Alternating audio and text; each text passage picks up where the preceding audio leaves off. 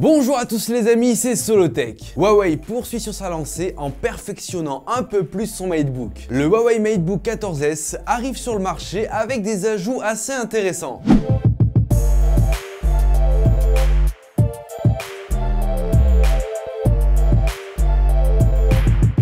Bien sûr, si cette vidéo te plaît, comme d'habitude, tu n'hésites pas à mettre ton meilleur like, ton meilleur commentaire et tu t'abonnes à la chaîne, ça fait ultra plaisir. Le MateBook 14S est un MateBook comme les autres, si ce n'est que la webcam n'est plus cachée sous une touche du clavier, mais sur la bordure haute de l'écran, c'est vrai que l'angle de capture est bien meilleur. Pour le reste, le design du MateBook 14S est toujours aussi convaincant. Réalisé quasi entièrement en aluminium, le châssis semble robuste, bien construit. Il combine qualité et légèreté avec ses 1,43 kg pour seulement 17 mm d'épaisseur. En termes d'esthétique, le MateBook 14S est à la fois sobre et moderne. Les finitions globales du PC et les bordures extra fines de l'écran contribuent à ça. Petite mention spéciale pour le coloris vert que je trouve juste magnifique. En termes de connectique, on retrouve deux ports USB-C avec Power Delivery, une prise USB-A, un combo jack et un port HDMI. L'écran de ce MateBook 14S impressionne de bien des manières. Tout d'abord par son fonctionnement tactile, sa définition revue à la hausse de 1520 par 1680 pixels et pour finir, son format 3,5. Avec cette diagonale de 14,2 pouces, on retrouve un affichage net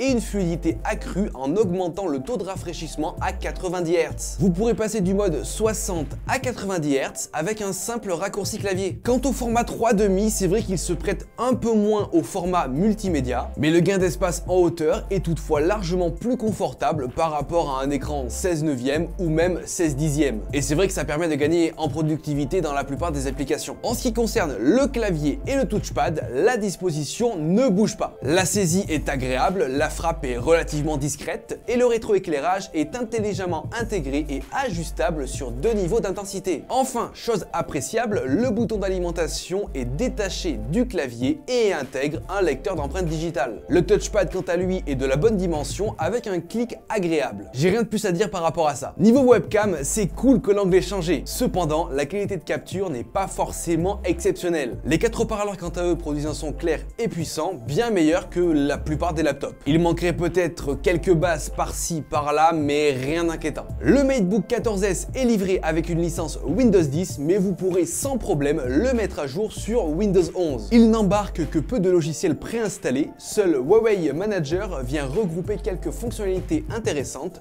notamment pour associer des appareils de la marque avec ce PC, comme un smartphone ou le Huawei MateView par exemple. Sur Huawei Manager, vous trouverez un menu dédié à l'entretien et à la résolution de problèmes. Un autre aux performances avec deux modes d'alimentation différents. Vous avez du coup le mode équilibré et le mode performance. La bascule entre les deux modes se fait simplement avec la combinaison FN-P. En termes de performance, le Core i7 11370H dispose de 4 cœurs 8 threads, pouvant monter jusqu'à 4,8 GHz. Huawei a donc opté pour un processeur doté de seulement 4 cœurs, dont l'avantage est d'embarquer une puce graphique Iris Xe. C'est vrai qu'on perçoit la différence entre les deux modes de performance avec par exemple Cinebench, le MateBook 14S obtient un score de 1344 points en single core et de 5294 points en multicore en mode équilibré. Il obtient donc un score de 1419 points en single core et de 6135 points en multicore, là par contre en mode performance. On retrouvera des résultats similaires avec le bench Modern Office de PCMark. Avec un score de 5222 points, le MateBook 14S se place sensiblement au-dessus de la mêlée avec des performances plus que correctes. Il est vrai que la puce graphique Iris Xe fait toute la différence sur cette machine. Le MateBook 14S de chez Huawei déploie une puissance non négligeable grâce à ce processeur. On le remarque en exécutant le test Night Raid de 3D Mark où il obtient un score global de 17 727 points et un score graphique de 20